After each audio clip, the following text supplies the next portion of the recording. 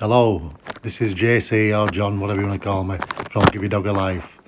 Like, subscribe, hit bell notification if you like what you see, even if you don't like what you see. On this, we've linked a few videos together to show you from when Cole was a pup, 8-9 weeks old, 10 weeks, whatever they were. The 4-week period we're due for training, from his having his jabs at 8 weeks, all the way through to 12 weeks, when you can't really take him out anywhere till the vaccinations have kicked in. So this is his first meeting with all these dogs over a period of time from 12 weeks to 16 weeks. One or two, like that Cocker Spaniel we've just seen, that was before his 12-week period, but that dog's vaccinated and it was in his own back garden, and there was no chance of any parvo or any other stuff being about what's going to harm him, because I can assure you I've been through some tragic sequences with dogs that haven't been, the vaccination hasn't kicked in properly, or they've had a terrible reaction to a virus, parvo being one of them, with my last pup, which was only 8 months old when he died, although we were fully vaccinated and he'd been kept in and we'd done everything by the book. Took him straight to vets, everything. So all I'm doing now, as a family channel, is hoping that the things we're showing you are things that you can put into your own dog training regime. Just enjoy your dog, enjoy your life. Take your kids out with them, get them around some environments, dogs, horses, everything you can think of where you'll think your dogs will come into contact throughout its life. Just put it in there and build on it. This one there with the horses, that's his first meeting with the horses. We stayed there for half an hour, just walking by, and then getting close to the horses, giving them a treat, making it all positive. Everything's got to be just positive. And also on all these, I'm showing you now for socialisation with other dogs. In my opinion, it's more important to get your dogs socialised around people and dogs than walking on a lead, what might just pull a little bit, or it might just do things, it might knock a bin over, it might do this, it might not go straight to its bed. Get them socialised, get them exercised, get them around people and dogs, and all that training will just fall into place as we're going along. As I'm showing you here, all I'm trying to do is show you different breeds, different ages, mixing with people and other dogs, and you'll see that he's got a long line on some of them where I can control him from a distance. Other ones he ain't got a long line on, because I'm starting to trust him more in the environment he's in. On a lot of them you'll see Buddy, the 8-year-old lad, is on a long line most of the time. Not generally because we can't trust him, generally because he's boisterous and he'll run about, and I don't want the pup to be chasing too far away from where we are. This young Staffy pup, a lot of people are scared of Staffies, or dogs of that nature. And when you just see him here, socialising, the best friends, here's a pit bull, American boxer, bulldog. He's been brilliant with First time they met through a fence, both all on leads, long lines. There's no tension on the lead or on the people. We're just having a little chin wag. All the dogs are just meeting and greeting. So there's no stress and no anxiety. And then you'll see me here, I've just dropped Cole's lead and he's running about freely. So just relax, chill out, don't stress over it. And I can assure you, exercise is the number one thing you want to be doing with any dog, especially if you have a dog that's reactive. Is take it out on a long line, in a field like this, or a field where you live, or into some woodland, or whatever you want to do. Get that dog running about, enjoying life, sniffing, doing what dogs do.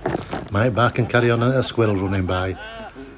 You're under control, you've got the lead. So just do what you need to do to you and the dog. Have great fun all the time. Here's a Staffy pup again, where they're just mixing and rolling about, wrestling. And see how they play differently with different dogs of different ages and different sizes. And everything else. They're like two kids in a playground. Yeah, there'll be a bit of yelping, a bit of squealing, and a bit of everything. And then they'll just break off and then they'll go back and play. Here's his first time at the sea. He's running in there as always a champ. But that's all what we've done in the 8 to 12 week period at home. Is socialised him, got him used to floors, different floors, laminate floors, concrete floors, astroturf, carpet, tile, wood, everything you can think of, what that does not come in contact with. as you're getting older, you can do all your training in this 8 to 12 week period. Apart from taking them out into the open air, into the big areas where there's many other dogs, because you don't know who's vaccinated or when. So do all your training, walk him around the garden. Every time he comes to you, give him a treat. Go in the house, when he comes to you, give him a treat. Don't call him, just let him follow you about. Every time he follows you and he's doing what you want him to do, just give him a treat. That's how I do it. I'm not telling you have to do it that way. You might want to drag him here or drag him there, or you might use other tactics. I just like to walk about and let them make the decisions, and when they make good decisions, I'm going to reward it.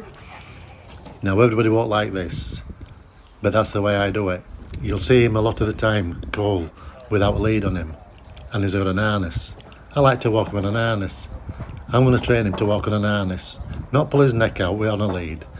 I'll drag him here and drag him there. I'm going to communicate through the lead on the harness with perhaps a little touch, or he might pull forward and I'll just stop, There we go. and then we'll just continue walking. Happy playing with his mates. But every time he's doing the right thing, Here he is, he's going to get folks. rewarded. So sit, stay, come when you're called. Can be done. Straight away, the day you get him, put his lead on, get his collar, tag his lead on him, let him drag lead about, let him choke lead, let him do what he wants with it. Just get him used to it. Don't fuss at him, don't carry on at him.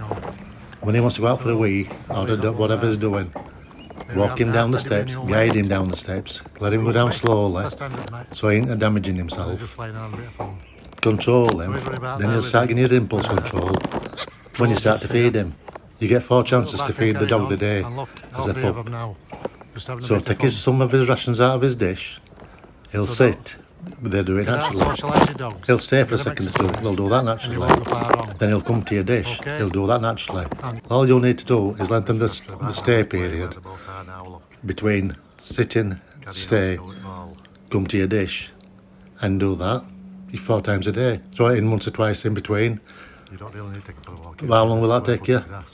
6 minutes a day. Just do it. If you all do it, if you do it as a parent, then your kids can do it. Feed the treat. Why do I feed a treat? Because then the dog doesn't think you're taking anything away from him, and is less likely to start getting controlling over his food, because you're the one providing it. He won't bite at your fingers. If you put the treat in the middle of your hand, in the middle of your fingers there, feed him it, let him take it, nibble at it, he'll go away, he'll be happy. He's had a treat, he'll be looking to come to you again because he's going to get another treat. Don't be scared of over-treating him at this early stage. All you're trying to do is form a really good, strong habit of that when he comes to you, good things are happening. If he goes away and ignores you, just ignore him.